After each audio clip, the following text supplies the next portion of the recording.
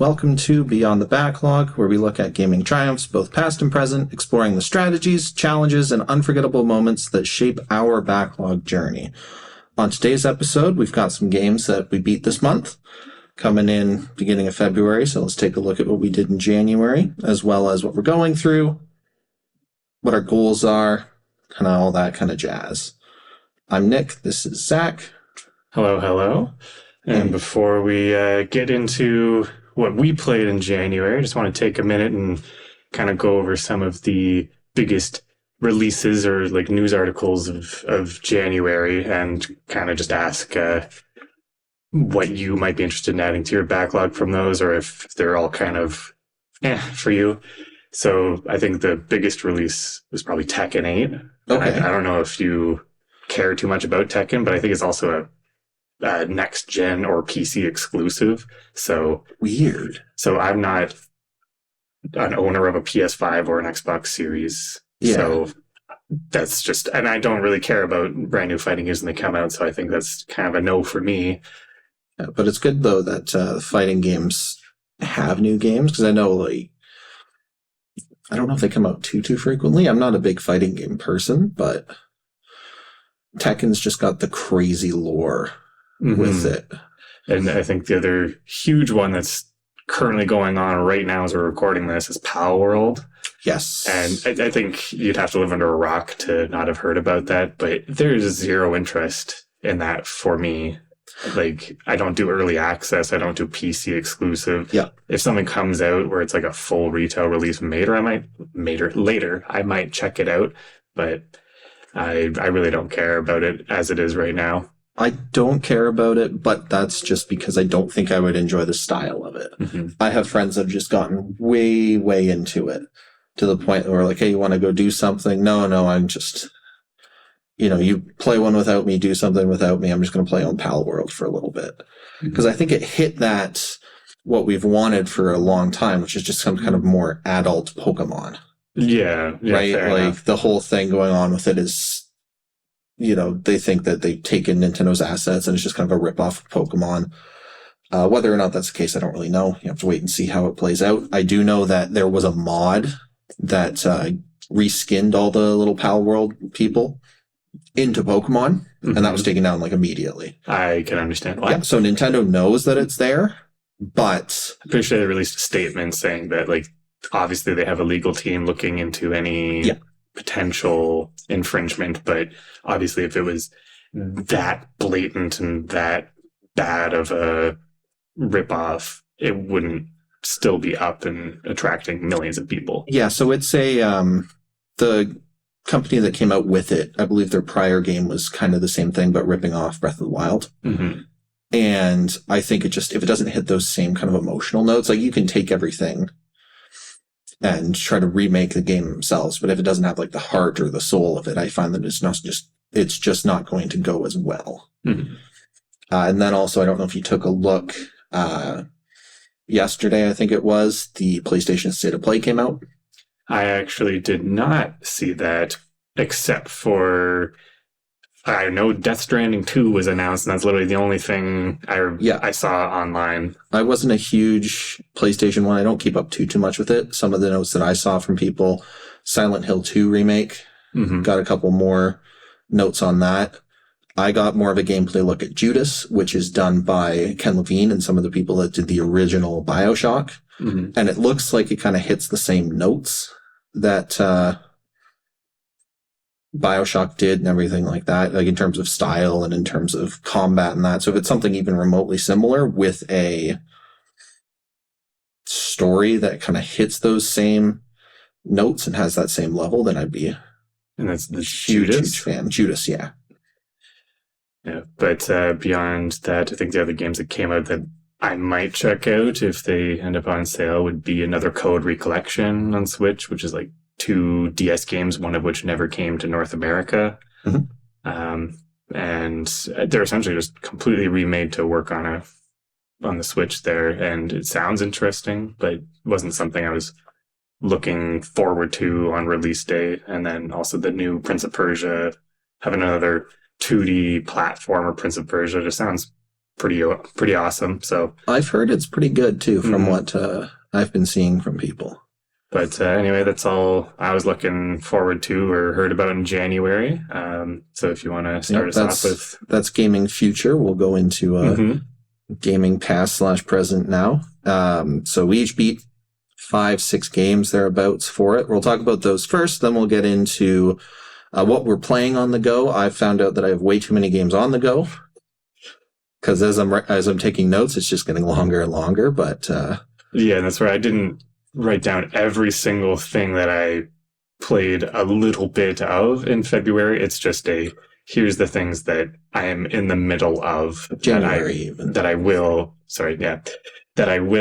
finish in the coming days, weeks, month. Oh, mine's the same. It's just I have some that I did, like Fruit People or partner ones, that you'll kind of see when we get into it. But in terms of games beat, what I tend to do is every year I go through and I have 12 games that I want to beat that are like set mostly in stone. I move a couple of them around, but they're ones that I've either just fell out of that I really want to finish, or ones that I'm upset that I never played. This month's one was Animal Crossing New Horizons, which, funny story about it, I said, you know what, let me go through and I'll consider this beat when I pay off the last upgrade for the house. Because at that point, I'm okay, I'm done. If I were to continue anything else with Animal Crossing, I'd almost have to start a new one over again. So I booted up the Switch, went to see Tom Nook, and apparently I had just finished the last upgrade. I just had to pay it off, and I had enough bells to do that. So that was a complicated process. Yeah, I did it January. That game in January. Woo! Yeah, January 1st at like noon. It was done. But like, did you have it already set in stone as like your game for January before going to put it in? And yeah, I was like, you know what? I'm kind of feeling some Animal Crossing. It's been a little bit.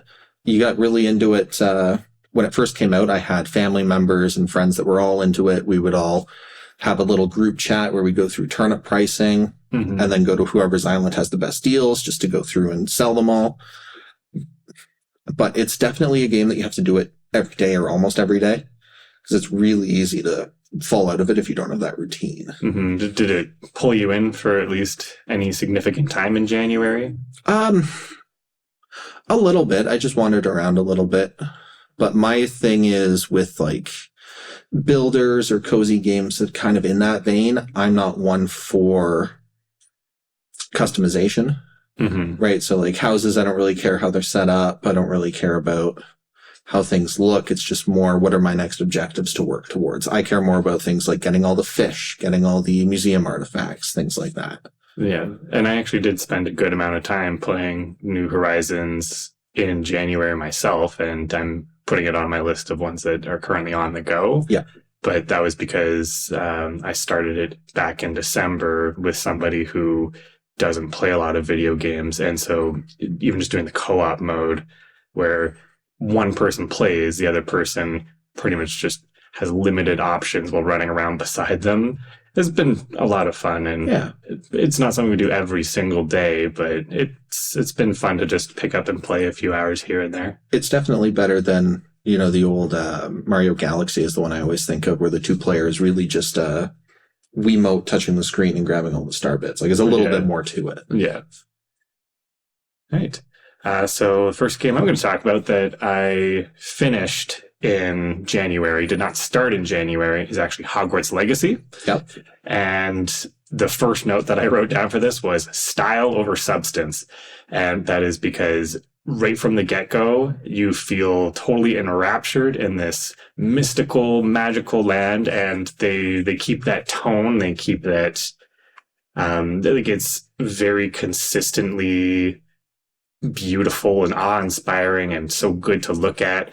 There are a few technical hiccups, and I was playing on PS4 versus PS5, so I found some of the load times could be a bit egregious. But the other note that I made was kind of about the little nitpicks I had, and I feel like when you add up all these nitpicks, it's hard to not make it sound like a negative review of the game. But I did really enjoy my time playing it. So what I said was, the classes that you partake in, the little mini games you can play on the side, things like collecting creatures, collecting gear, doing like side quests, and even like the side characters themselves, they all just feel meaningless.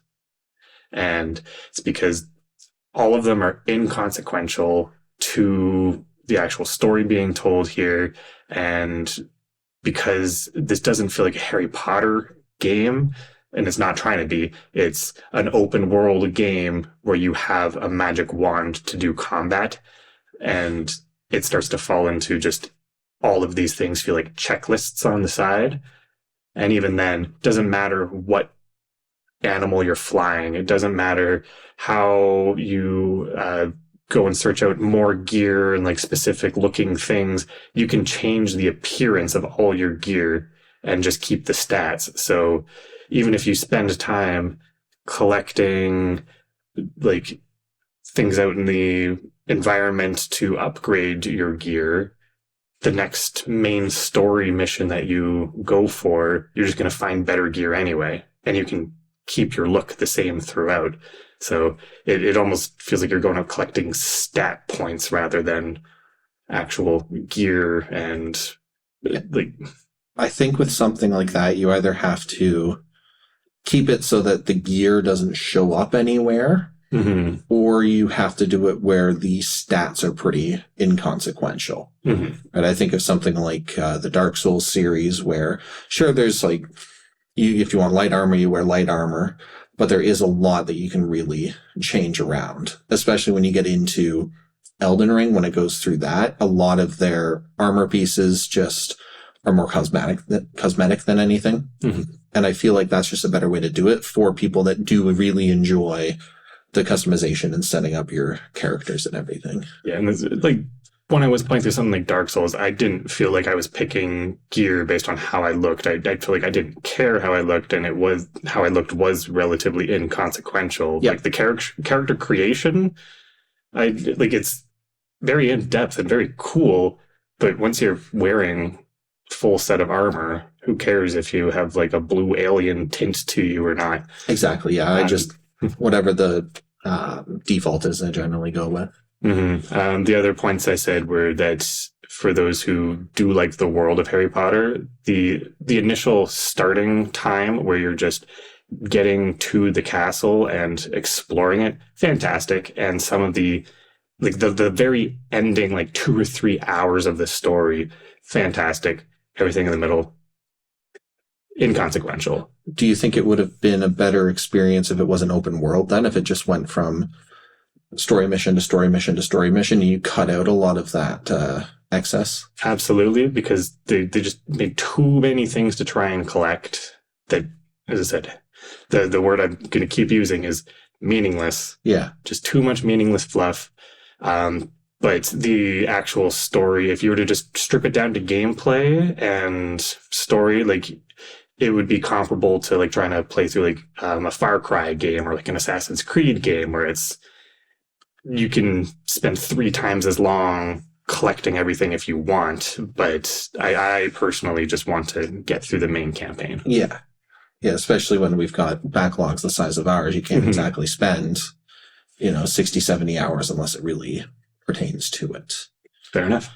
But I'll go into the next one. I'm kind of doing a twofer on here. They're the Lord of the Rings, Two Towers / Return of the King. I have them on GameCube, but I think they were out for Xbox, PlayStation as well. One of those like movie tie-in ones.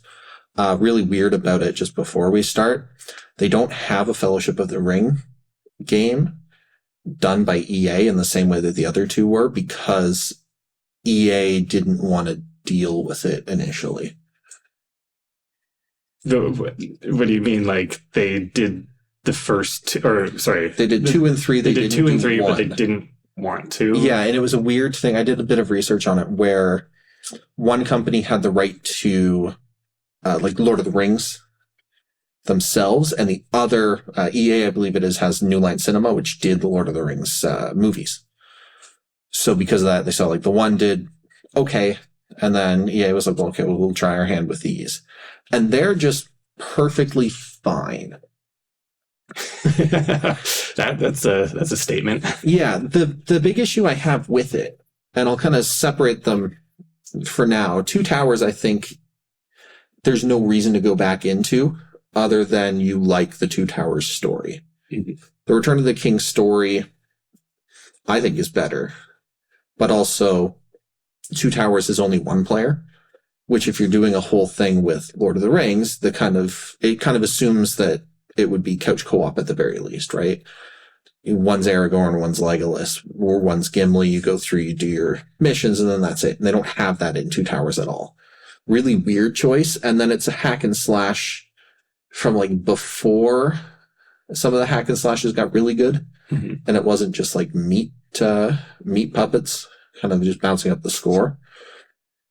But then Return of the King does it so much better. The combat's more robust. You have one of the three stories where it is multiplayer. I still don't understand why they just didn't make it two-player for all of it. Most of the time you have two characters, you and someone else. And there are, yeah, right? Given that like one eyebrow raised look of like, and you can't do co-op? No, not in Two Towers at all. And there's a point where like, I went through it as Legolas, and it's Legolas and Gimli. And then you get to the boss of just before Mines of Moria, I believe it is, the little Krakeny guy. And he just knocks out Gimli, so you face it solo. But like throughout the entire mission, it's Legolas and Gimli. Uh-huh. And then they just knock him out and do a one-on-one for the boss. It's just so weird. So for story purposes. Yeah. But it does a really cool thing where it has clips from the movie and then it goes into the corresponding scene. Okay, that's cool. Yeah, it's really jarring when you go from, early 2000s gaming graphics versus movie. But I think it's a really neat way to do it. And I kind of wish more games went with that. Mm-hmm. So, because these are kind of like older licensed games, do you think it's worth picking up if somebody finds them, and would you actually like recommend playing them? If you were collecting them, yes. I don't know if they're anything I'd go back to unless I really wanted to play Lord of the Rings. Mm-hmm. Right? Because I'm not too familiar with any IPs that they have for gaming. Because I know there's an RPG game on GameCube that I do want to play. I do have it. And then there's like the Lego games, but I don't. Oh, and there's the really bad Gollum game that came out. But I don't know if there's like a gangbuster Lord of the Rings game to do it. But if you like hack and slash, if you like kind of games on the shorter side, you can pick it up. I'm sure it's not too bad price-wise. Oh, yeah. Yeah, and that's where it definitely falls into that realm of, do you want more games for cheap, or the game you've really had your heart set on for full price, and sometimes you got to make that sacrifice. An expectation versus reality. It still boggles my mind how I can't just like have someone come over and play it. It's like, hey, you want to go through Aragorn, Legolas, and Gimli's story on Return of the King? That's your option. All the other stories, like Sam and Frodo, sorry, you're just Frodo. It doesn't make much sense. Because I'm thinking about it, because I was just playing Hogwarts Legacy. I remember on GameCube, the Harry Potter Goblet of Fire is entirely playable in co-op the whole way through. And when there's just like a story beat that doesn't require all three characters, you like just one person plays through that like 5-minute section. Yeah. And that sounds like what you're hoping it would have been. Exactly. Especially when you have two the entire time. It's like, come on. Mm-hmm. But anyway, I'm going to talk about the next trilogy out of 5 games that came on the Five Nights at Freddy's Core Collection on Switch. And I don't know what compelled me to pick it up the day I bought it. I was just like, I'm here. I see this. If there's anything that's going to make me try Five Nights at Freddy's, is going to be having it for the collection on Switch rather than buying them when they go on sale on Steam.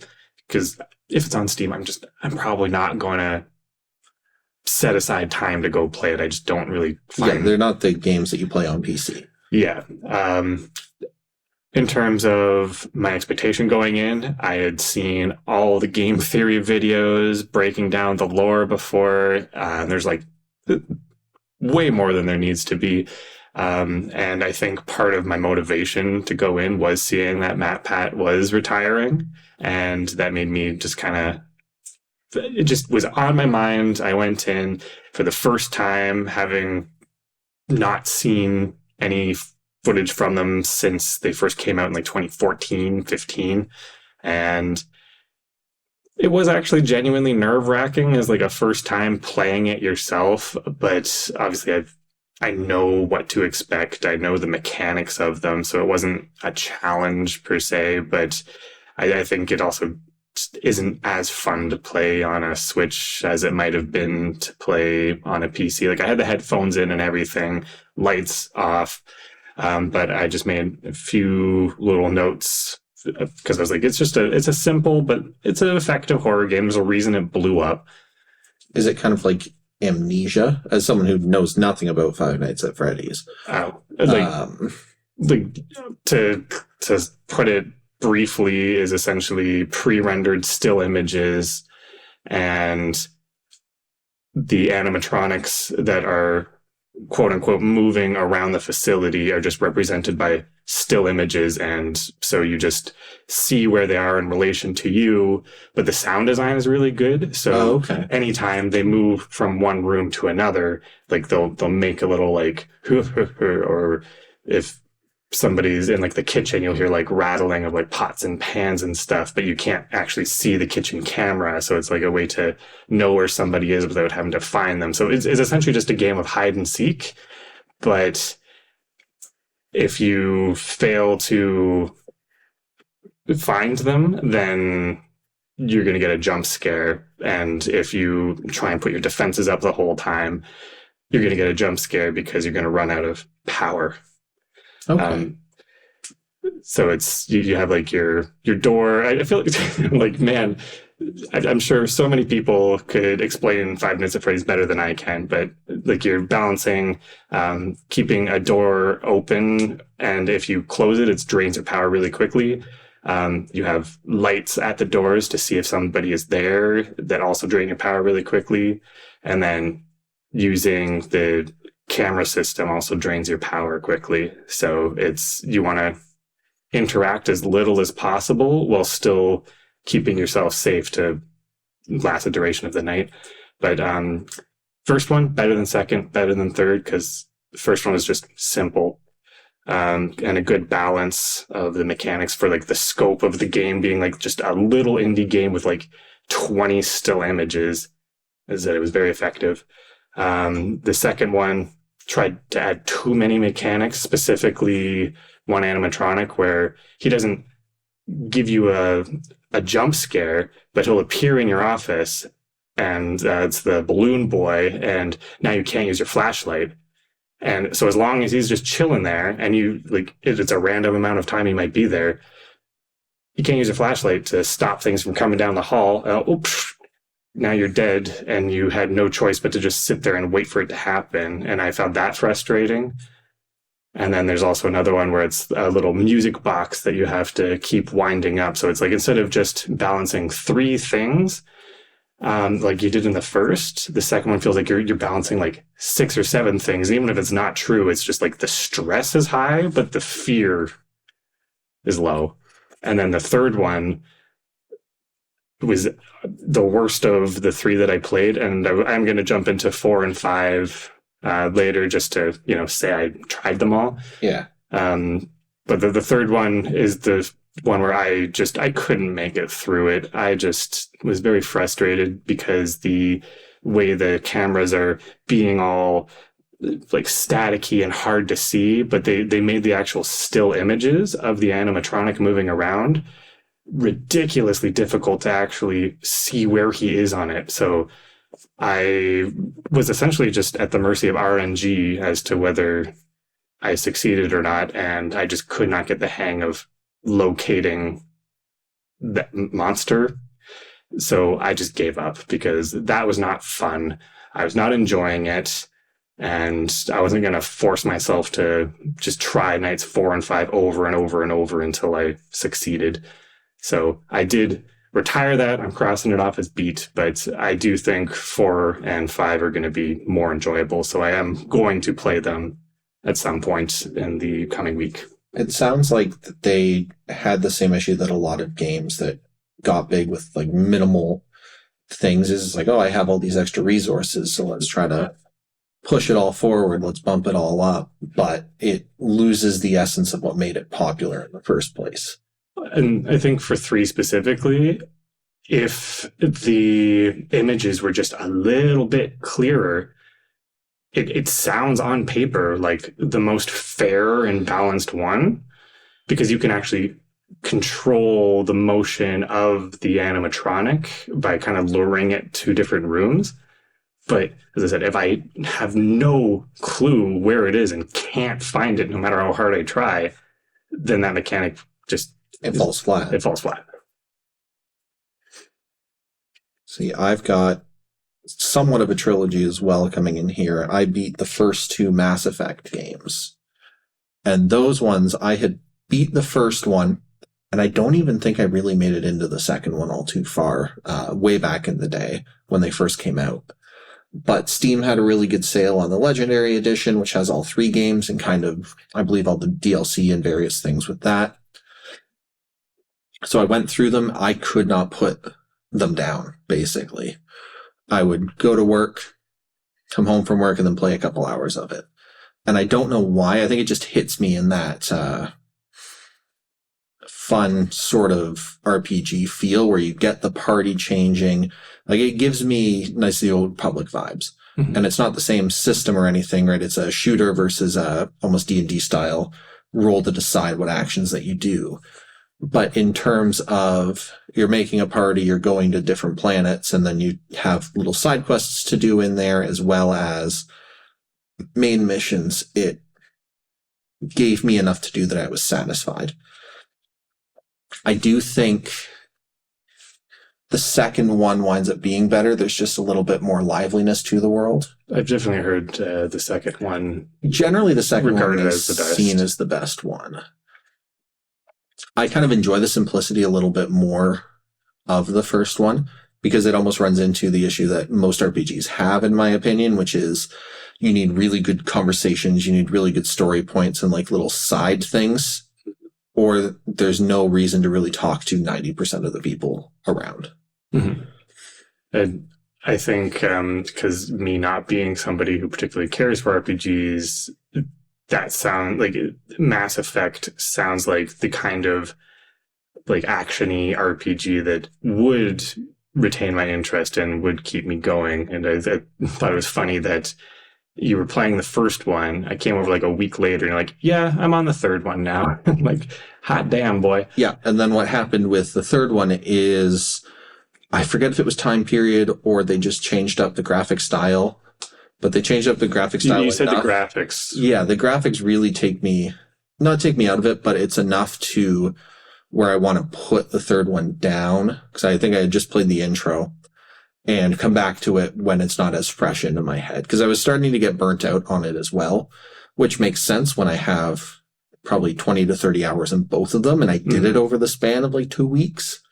And was it because the third one is like more cell shaded? I think it's a little bit more cell shaded and it's a little bit more colorful.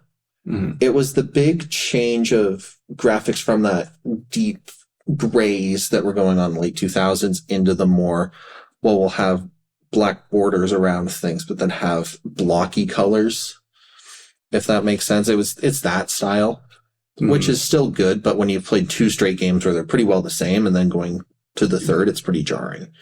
Yeah, I could imagine. It's not like the olden days of like the original Mario trilogy where each is just a completely different graphic style. It's like doing the new Super Mario Bros. Series where it's like 4 that look the exact same and then doing Super Mario Wonder and it's like, whoa.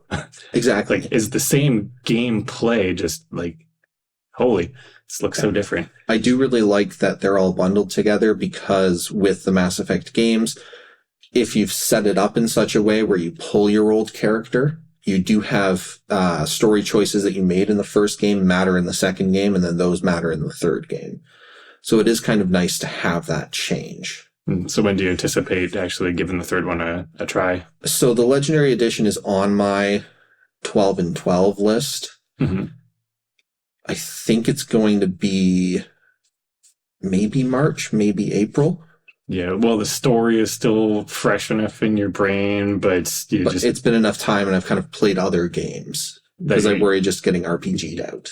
Because I find, especially when the graphical style kind of just like hits you in the face, it takes a few hours Exactly. to kind of understand the new world that you're in. Yeah, so I'm hoping that time away kind of gets me back into playing it and being more excited to finish the story. Because story-wise, I do quite enjoy it. All right. Got some shorter ones for my next two here before I talk about the big one that really kept my interest right from the start of the month. But the first one, little indie game, Dicey Dungeons. Yes. And I don't know if you know about it. I've had it on my wish list. I've gone back and forth on thinking if I'd like it or not. And I don't know how to even describe it because it's like a randomly generated dungeon crawler, but instead of actually moving, you're just selecting battles to engage in. And it's all done through like just essentially menu screens, but it is random what enemies you're going to encounter, what weaknesses they have, and what abilities you pick up afterwards. So it does feel like, say, like doing a run through The Binding of Isaac, just if instead of playing Binding of Isaac gameplay, you're playing a bunch of like Final Fantasy random encounters. And it was really interesting because there's 5 different characters, and it's honestly just a great humor, great aesthetic. I heard a lot of people say it was one of their top games the year it came out.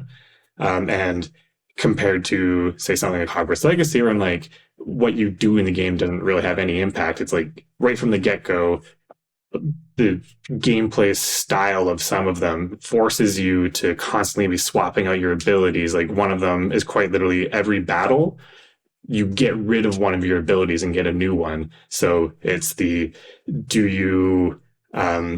but the ability that you get rid of gives you a new special to use for that next battle only. So it's do I want to get a really good special next time and sacrifice my attack that I've been constantly using, or do I want to just kind of keep discarding my less desirable abilities and ride it out until I level up and get full health? And because if you die at any point, done, you have to start from the very beginning, from the top floor. And they're only like 30-minute episodes, but I did not feel like I wanted to go back and complete 5 episodes for each character, because rather than just slightly increasing the difficulty, it just adds a new kink in the mechanic. So it might be, I think I wrote an example down. I didn't actually, but it would be essentially just something that is like, here's a new limitation we're introducing, but rather than like building them up, it's just like they just randomly picked some variable to tweak. Yeah, it's a roguelite with where you just like pick one of these 3. Yeah. Like kind of in the back alleys of the system, and they're like, here's your limitation. Mm-hmm. And so it felt like, rather than having 5 characters where you're learning that style and improving on that style, it's just like having 30 different characters because you're just changing the fundamental of it. So I played through the 5 main introductory ones, loved it. Don't think I'm going to keep playing it, but would recommend for especially people that do like those roguelikes. So I've got one more for my beat. It is the shortest one. And I looked at it and I went, I don't know where I got this. I think I figured it out because it's just like a $2-3 game on Steam. But Humble Bundle used to have the support Ukraine thing, which was basically you got like 70 games.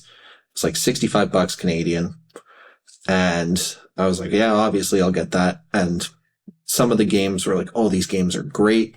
Some I already had, but I just know the games. They're great games. So this one only took me like 2.5 hours to beat. So it's not a hard one. And it's in the style and takes inspiration from those early 90s, mid-90s PC shooters. So like your Quakes, your Dooms, Wolfenstein 3D. It's a game called Post Void. Post Void. Post Void. It's like big flashing lights, very unique art style to it.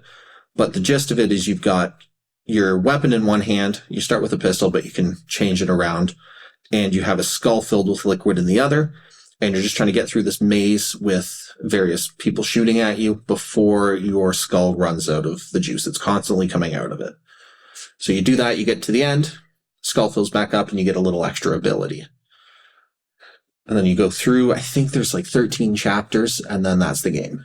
Mm-hmm. But if you're good and quick, it takes like 30 seconds per stage.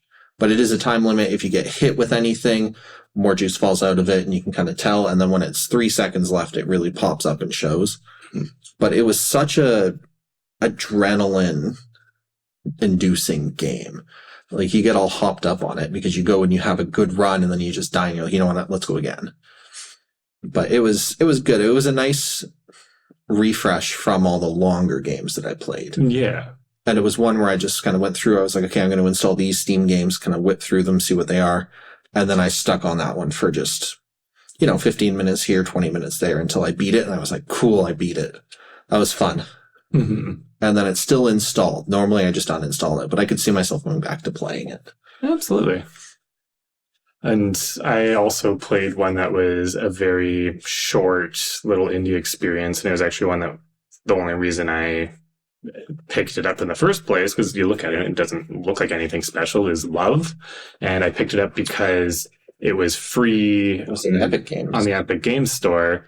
And usually I pick up the free games, but I don't even add them to my backlog because I'm like... Me neither. It's more of a, if I ever hear something about it, I can I do have that, or I can retroactively add it into the backlog. But for some reason I was like, this looks really simple, let me give it a shot.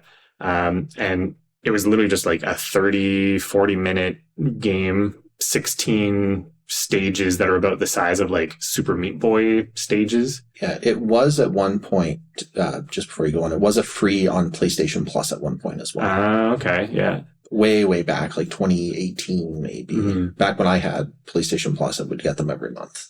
And this were compared to something like Super Meat Boy, though, it's very stripped down. It's even simpler than something like VVVVVV. Yep. And if that's an NES game, this is your Atari game version of that. And as I said, 30-40 minutes, and I was actually quite enjoyed it.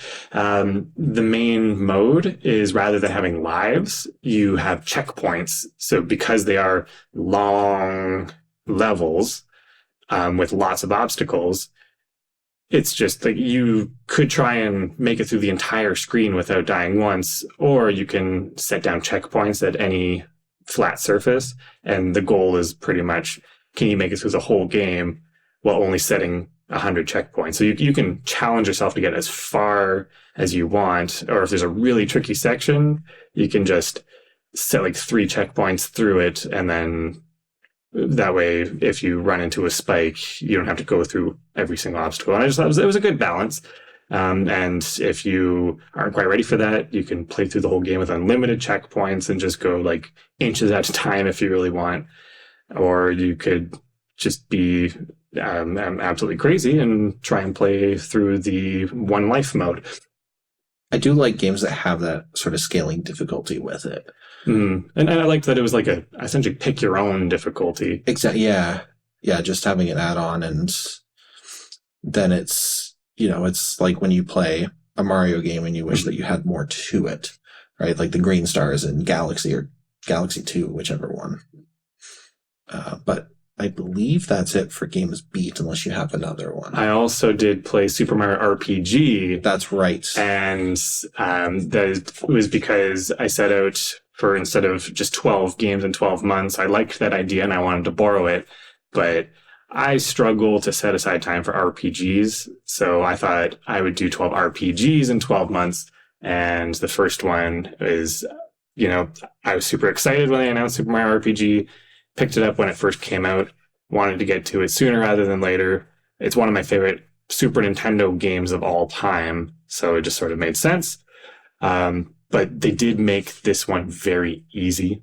Okay. So even like the Super Nintendo one is an easy game. It's very easy. I don't remember dying more than once or twice.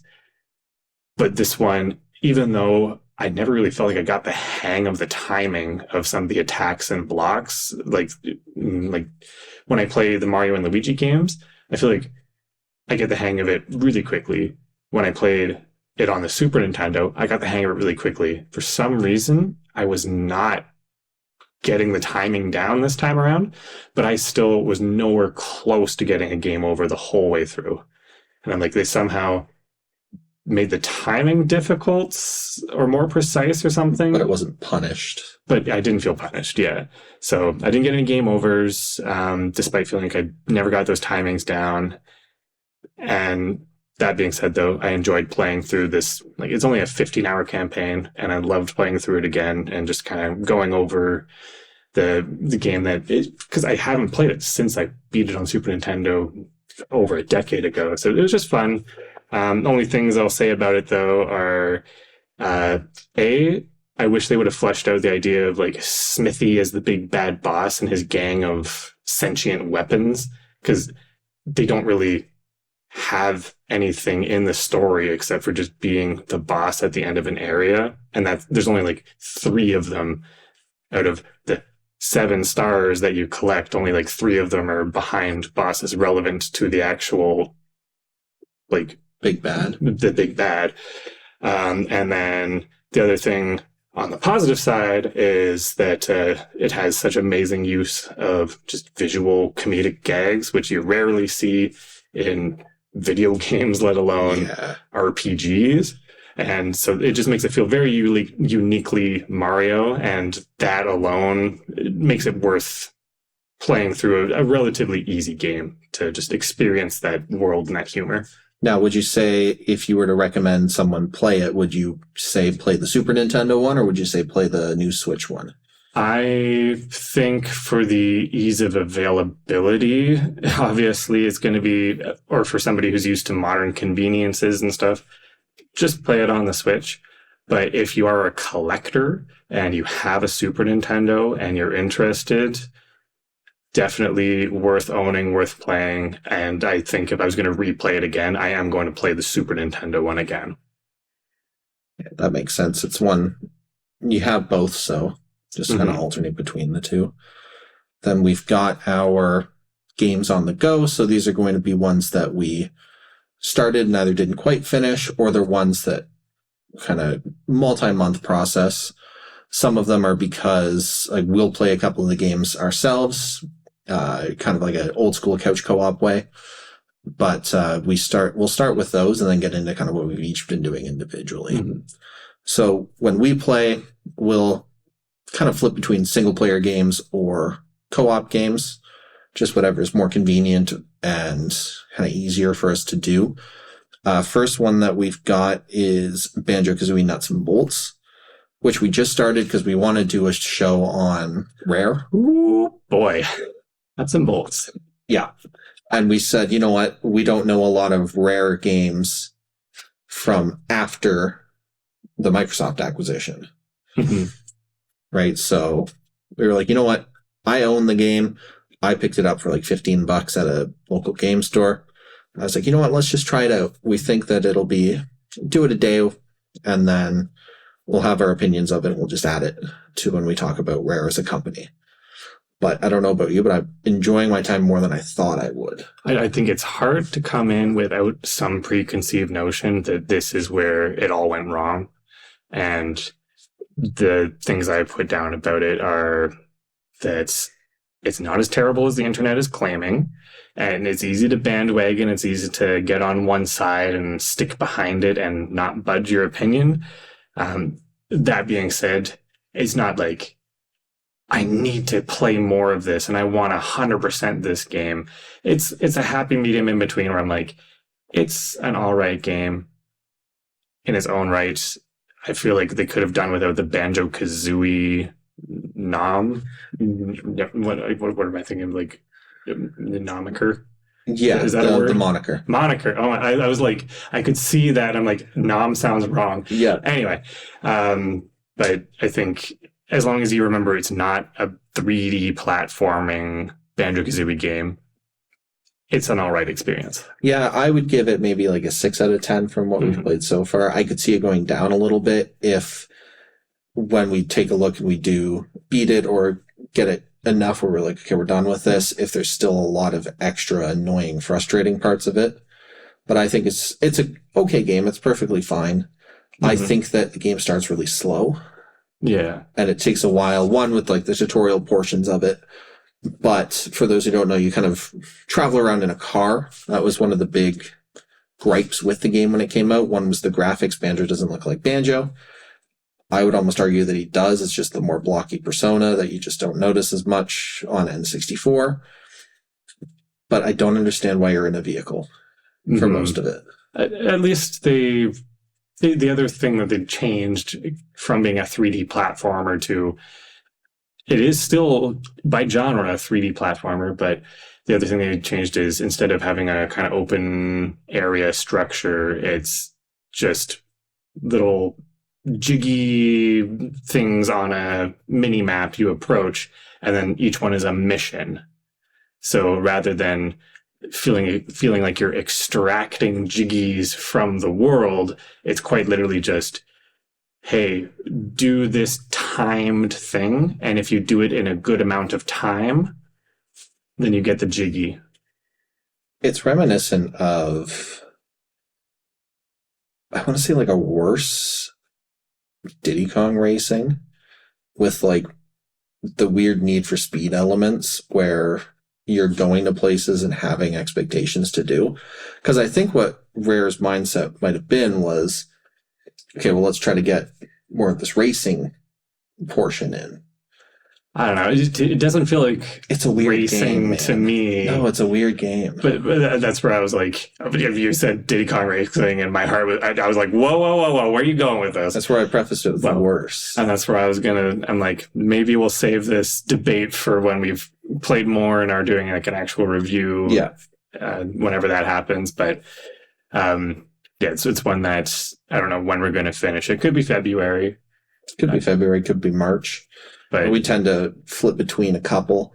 Like the other one that we started up was F-Zero, GX specifically for the GameCube. And I don't think we really have ambitions of like playing it hard. But because of the sort of mission-based structure of the story mode, where there's only 10 actual story missions, but you have to pay currency to unlock them. So just if we end up having time, we're just going to... Yeah, we get a spare half hour. Should be enough to do like one run each if we are not bad at it. It might be something we do after we finish this episode. Exactly. I will say I do really like the game. Oh, yeah. I think if I had this game growing up, I would have liked it more than Mario Kart. Because it hits my speed portion. I think, like, as a single player experience, definitely. I mean, I agree on the speed part. I love the speed and the spectacle, but I feel like when it boils down to memorizing the later on tracks rather than reacting, it can be a little frustrating. But I'm curious to see, like, after we've kind of played through the cups a few times, to when we get good, build up that currency to unlock the missions, like how we'll feel about it by then. And yeah, because to me, it's reminiscent to like the old Star Wars pod racing game for N64, but more or less forgiving. Because in the pod racing one, you can die and you just kind of explode and you go back. When you die in F-Zero GX, you're just kind of done. But I like the music. I like the feel of it. It feels like it should have been some kind of anime at some point. Absolutely. I also do enjoy the main structure of the story itself, where it's like almost being broadcast on TV. Yeah. Which is funny because another game that I started off that I'm currently working on the side and might go home and play a little of, because that's kind of like my current game, is Split second on the PlayStation 3 because I just finally got a PlayStation 3 after not having one for like 2 years. And it's very fast, like Burnout style, just like adrenaline and crashes where it's like boom, boom, slow motion, like crazy thing happening. But then it's right back to just get right back in that race and keep driving. And their mission-based structure is there's 5 little missions per episode, and each episode is an episode of this TV show where like every episode somebody's like getting eliminated from the show, and your goal is to make it to the end and win the... Oh, that's super cool. Yeah. So it's just an engaging, fun way to kind of present these sets of like, here's 5 completely separate, meaningless missions in a racing game, but it's like, no, these are little skill challenges in a TV show. Just kind of... Yeah, it's a really good way to tie it all together and make it feel like it's mattering as opposed to, oh, I'm just going from objective A to objective B. That being said, the actual tracks themselves just feel like arbitrary locations and designs compared to, say, like playing Burnout Paradise, where like you're racing along the roads, but like a lot of them take you off the main roads and through cool looking areas. This just kind of feels like you're on random tracks, like Mario Kart style tracks that just have no relation to each other. Although the way you can interact with the environment and like cause like towers to fall and create new shortcuts do make completely new terrains to drive on for good chunks of the track. So like the shortcuts are awesome and really meaningful. It just doesn't feel like I'm racing in one complete world. It's just... Yeah, I find an issue with a lot of racing games as someone who does want to get into them is just the fact that it's really hard to separate from the old arcade racing games. But my one, kind of going off of the rare route, I have a cousin who is very loves like piratey type of things. So it went on sale. A group of us decided to get Sea of Thieves, and we are having a fun time with it. Basically, with Sea of Thieves, you can either do like a single player, you go out and test the waves, kind of steering your own pirate ship. But we play either a group of like 3 or 4 of us. We all are on the same ship, and we go out, and you are basically pirates. So you can go to islands, very like Wind Waker-esque in the space between the islands. Mm-hmm. So there is a lot of like... Did you ever play Assassin's Creed 4? No, it's on my list to do. And I know Ubisoft, I think, is coming out with a game that's similar to Sea of Thieves that's kind of utilizing what they did. Skull and Bones? I think it's Skull and Bones, yeah. But Sea of Thieves is just a fun one. You can go out with your friends and you can find other groups of people online and kind of battle with them. And then if you sink them, you get all the treasure that they might have had on the ship. You can bring it back, sell it. It's very fun as like a do it for a couple hours kind of thing. Mm-hmm. I don't think I would have enjoyed it or played it if it was just single player. But is there like a story or like objective? There's quests that you can find. Okay. So you can find quests, you can do quests.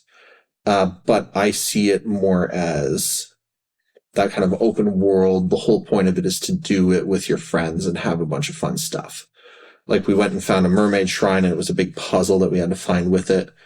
And then at the end you get like this huge amount of gold that you can go and sell and buy things with.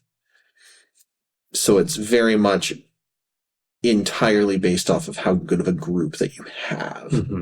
Because I think it's fun. I'm having a blast. I would not like it if it was just solo player. But I do know some of the people that I play with do play single player and quite like it. I think without... Like, I don't understand what is like the driving motivator to keep playing, but if it is just kind of making your own fun with your friends. Yeah, we basically just pick a cardinal direction and we just go. Because it's kind of neat with the ship. You have, you can steer it, but you can also raise and lower the sails so that you get more wind. You have to direct the mast angle so that you catch the wind in the right spot. If you're fighting with either like skeletons, krakens, there's like megalodons, they'll do damage to your ship, and then someone's got to go underneath with planks of wood and repair it all and bail out all the water. Mm-hmm. So it can be very stressful with it, but it's one that, as someone who normally likes their games structured with objectives to work towards, completely out of my wheelhouse. And that's where I'm like, it sounds like exactly the game I want to play and I want to be in. I want to live in that world. And I love pirates and the idea of like these mythical creatures. And it's just if there's not something dangling in front of my face, guiding me in a certain direction. Yeah, what do I do? Yeah, I'm going to get bored. Yep. And I do know one of the guys that we play with played it a lot way back, like when it first came out. I think it came out like 2017. That was about when Skull and Bones was announced. Yeah. And it's constantly been updated and added on to new things. I think they're on season 11 of it. Mm-hmm. And it just shows like how you can kind of come back to some games after a while, and there's just a whole bunch of new experiences to do it. Because I know they pretty well did everything there was to do in the game. And that's how I felt with something like Valheim. Not to get too off topic, but Valheim's the same thing. We played it a lot when it came out. And then we reached a point where we're like, okay, we're almost done where like the game has gotten. Mm-hmm. So we made the conscious choice to stop. And then if we come back to it in a year or so, hopefully there's enough content to make us go, oh man, yeah, this is great. Which apparently was the case of Sea of Thieves. Quite good, but I think it is very dependent on if you've got a group of 4 or 3 to kind of go around with. I mean, that's kind of how I felt doing like Fortnite when it first came out. I wasn't just going to play by myself. I'm not that good or motivated, but with friends, just made it an enjoyable experience. Exactly. That's the last one that I currently have on the go, and I'm not going to have a lot to say. Well, besides Animal Crossing, but we already talked about that. So, yeah, I'm still working on Animal Crossing with my friend. But The Legend of Zelda Spirit Tracks is the last mainline Zelda game I've never played. I feel like I am doing the Zelda series a genuine injustice by getting a full-scale tattoo sleeve here without having played every single one.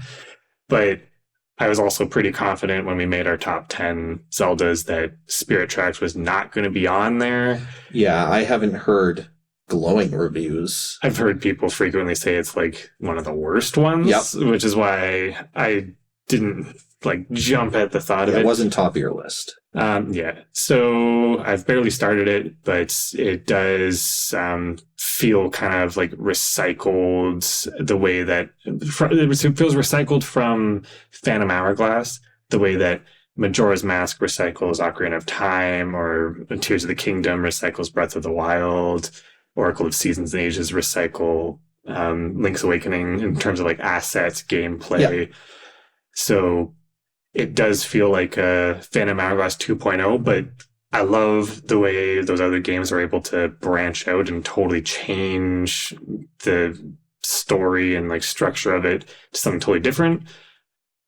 But at this point where I've gotten to the actual like Temple of Spirits and realized like quite literally the types of enemies there and like the way the map looks and the basic gameplay loop there is just like the Temple of the Ocean King in Phantom Hourglass. And I was like, I kind of let out a sigh where I'm like, oh, God, I really don't want to do this.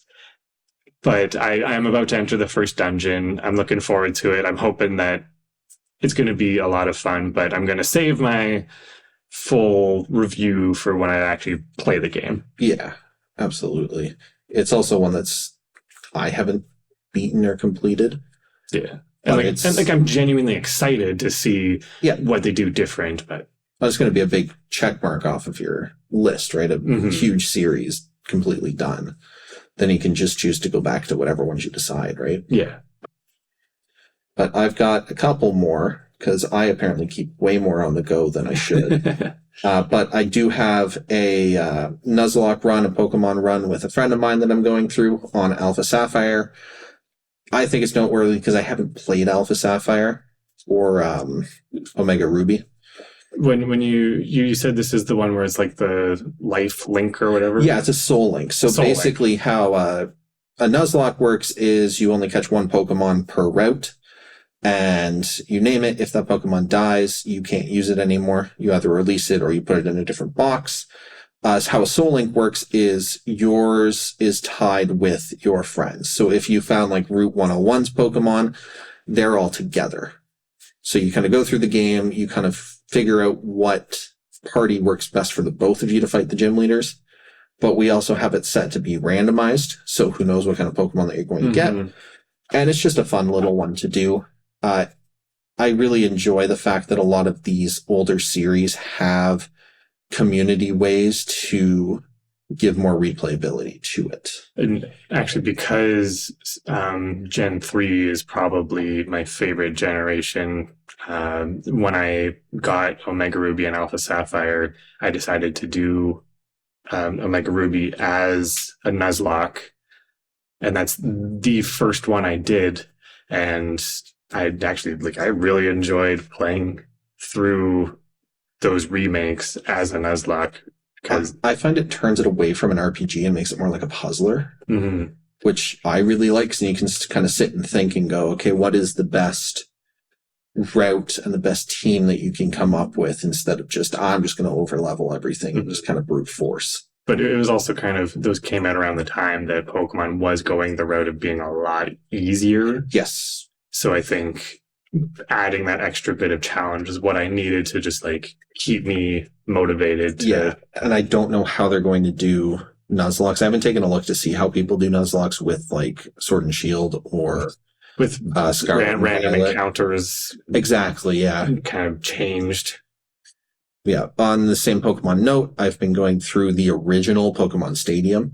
So how I consider that one beat is Gym Leader Tower. And that's just, you pick a team, you fight the people, you do it. I just wanted to point out how much I hate Gen 1 and their like tactics and stylings on it. Well, and especially with some of the just asinine choices they make for the move sets by default for the Pokemon in Stadium. Yeah. And it definitely feels like it was meant to be that link. And I do have the transfer pack to put in your Game Boy Color games and put to them get your team onto N64, but that's just not a thing on the Switch Online one, which is how you're playing it, right? Yeah. Yeah, this is through the Switch Online with the N64, because I figure I have all these, but I believe my N64 doesn't work anymore. So I either got to get it fixed or get another one. Until then, I'll just make do with the Switch Online ones. But the fact that you can be stun locked, like I remember growing up playing the game and I would pick Rapidash because Rapidash has Toxic and Fire Spin. So you turn one Toxic and then you Fire Spin and then they can't do anything and then you just win. Yeah. Because this is before Pokemon changed that when Fire Spin stops, you get a turn afterwards. Or waking up. So there's just really frustrating things with the game. I'm almost done it. And it's just going to be so good when it's done. But just don't tell me you're going right into Stadium 2 right after that. No, I'm taking the smart call. Because it's fun. It's just a lot of much slower than main Pokemon game battling, which... Yeah, exactly. It's a really cool experience. I like the trade-off between this might not be the strongest Pokemon, but it has a better moveset. Right? Like maybe Kadabra's better than Alakazam because Alakazam's moveset sucks even though his stats are better. Then I've got my game I'm going through to beat for February, which is Baldur's Gate 3. 100% this game would have been on my top games of 2023 if I'd beat it by then. I'm not one who likes those kind of top-down RPGs. I don't know quite what it is. I think it's just I didn't grow up with them, and I find that you really need to put a lot of effort into making the environment feel alive and not just kind of wander through, do your things. Are we talking like Chrono Trigger, Secret of Mana, original Final Fantasies? So more like the original Baldur's Gate or something like Neverwinter Nights. Diablo would be kind of a similar one in terms of gameplay with it. It's just the fact that a top-down one, I find it to be harder to deal with, like, the story-wise for it. And it's just kind of clunky for a lot of them, and I'm not one for customization. So one where you have so much customization in terms of weapons and equipment doesn't do a lot for me, because I am the kind of person that just will, okay, here's my power game. These are the best ones. Let's go.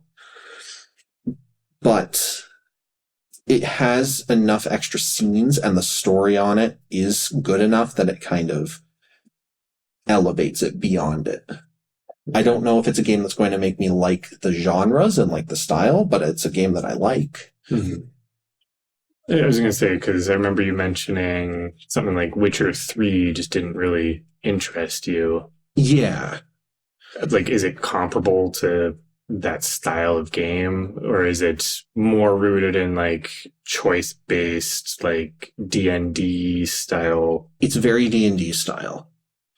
So it's like if you've played 5th edition and you go through the same level up, you have the same skills and the same weapons and everything like that. They've done a couple changes just for ease of use, and a lot of people think that that's maybe what they're going to do with the D&D Next, is I think what they're calling it, the new edition of Dungeons and Dragons, because I believe now Wizards is not going to do updates for it.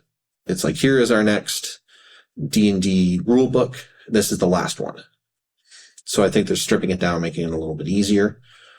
But with this one, your party characters are fully fleshed out.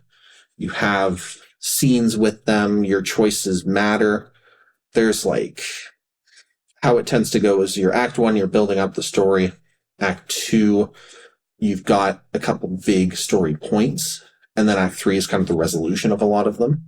Mm-hmm. So I'm in Act 3 now, and there are points where I go and talk to someone, and it's like, oh, cool, I saved these people back in Act 1. And the choice that I made let them get out and make their way here. And this is like kind of the build-up. So there's a lot of build-up and payoff, mm-hmm. which is a big one. I find with a lot of side quests and things like that, it's just more, I do this thing, I get this thing. But it does help out when you actually see the fruits of your labor come about. Yeah, and that's where I don't think I'm going to play Baldur's Gate 3 unless I just get through every game I own and I'm looking for other great games to play, but it's not quite not quite something that interested me when it first came out, and I feel like if I pick it up, it's just because I've heard so many great things about it, but I still haven't heard that thing to make me be like, I'm going to play that. I would say wait and see if there's a really good YouTube video on like the lore or the story. Mm-hmm. I would think that's more the route to go, because I think I'm at maybe 55 hours in it over the last couple months. So it's a big like commitment that you have to make. The sad part is I always say I'm not an RPG guy, but once I actually sit down and play through one, I'm like, oh, that was such a wonderful experience. I just wish it didn't take so damn long. That's basically it, right? We have so many games that we want to get through that it's hard to justify. Mm-hmm. You know, like 60 hours, that's someone's like work week. Yeah. Right? Like 12 hours a day for 5 days. Like that's...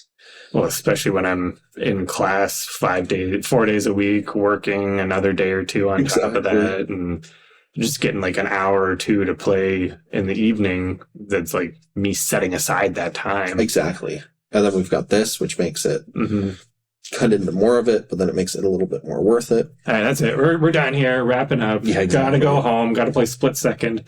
Did you have any more? I've got one more. It's a game called Against the Storm. It came out in December.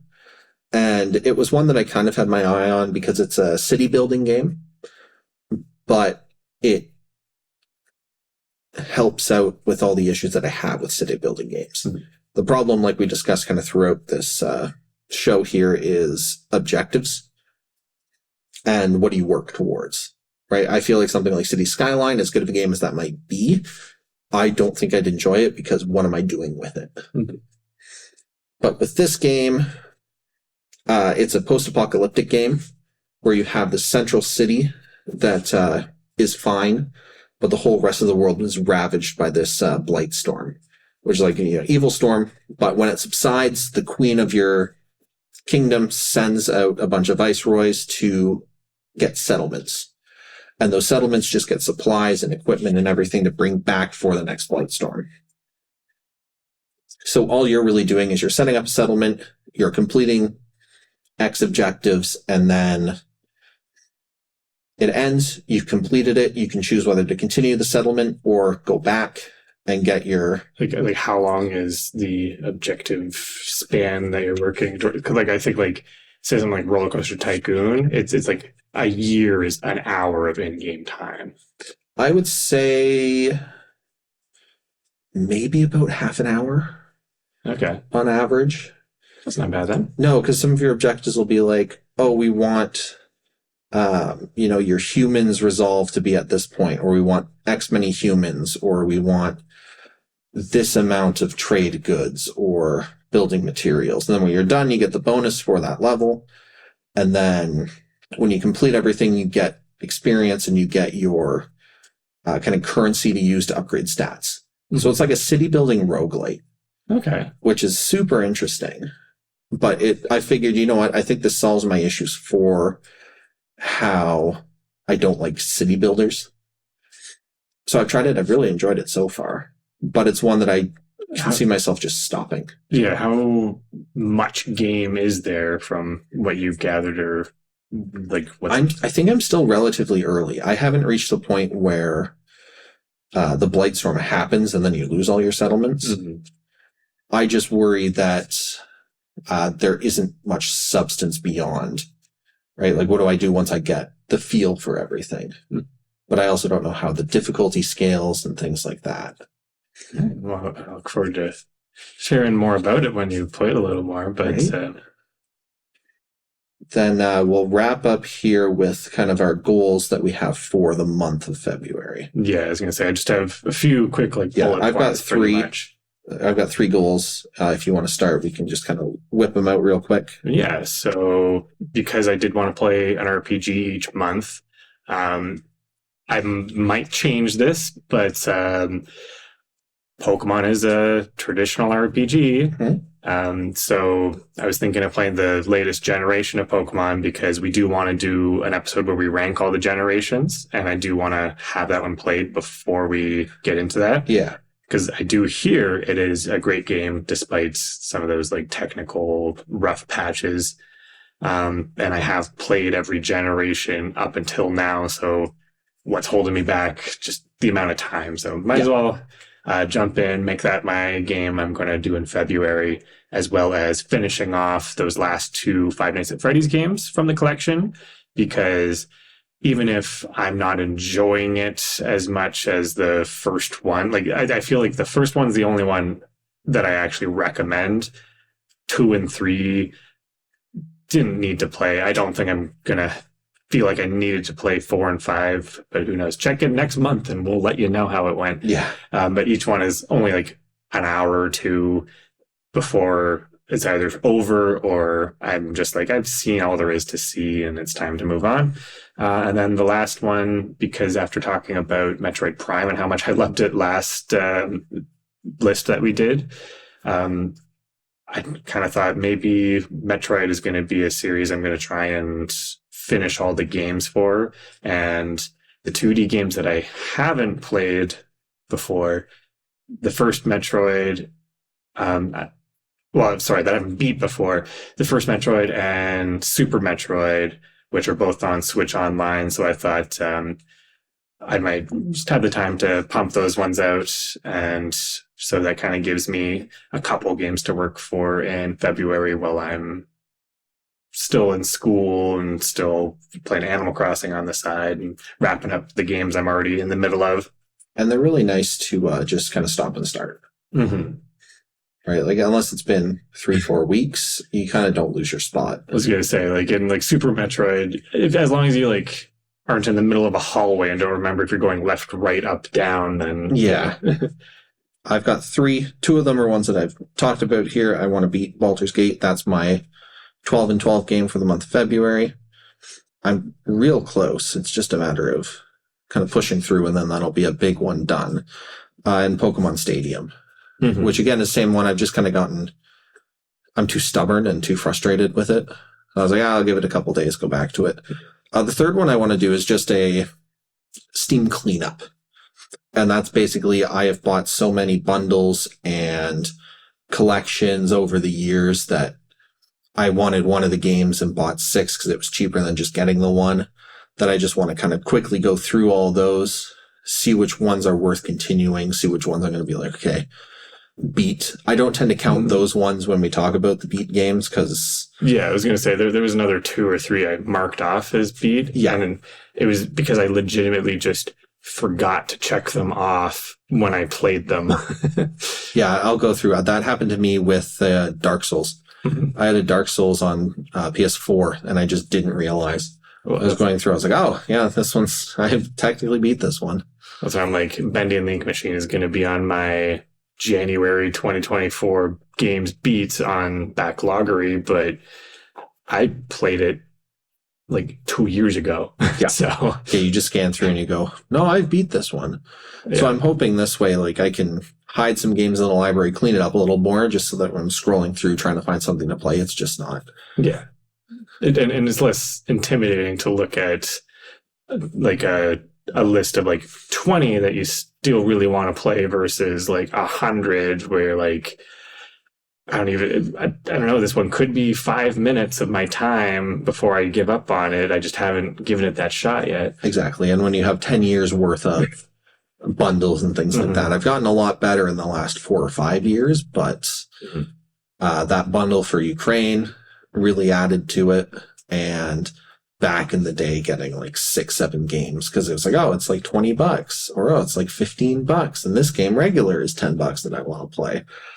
Oh yeah, I hope you find some nice hidden gems, and I hope that you're able to kind of clean up some of that extra backlog numbers there and reduce that a little. We just aim for pluses. Yep. We don't want to be buying more games than we've beat.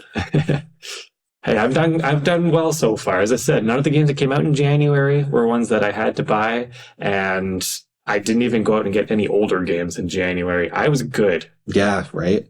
I only bought the Sea of Thieves because people were clamoring to play it, and then I saw that Against the Storm was on sale, so I bought them.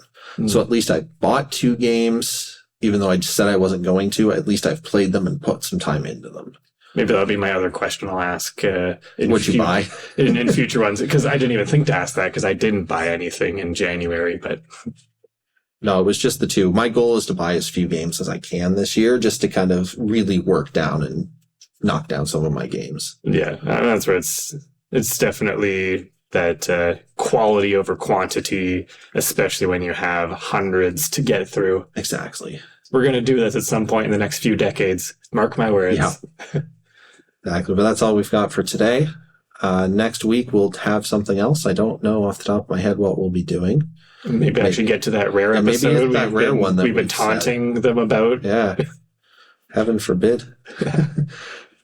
But take care, everybody, and we'll see you next time. Yeah, thanks for listening.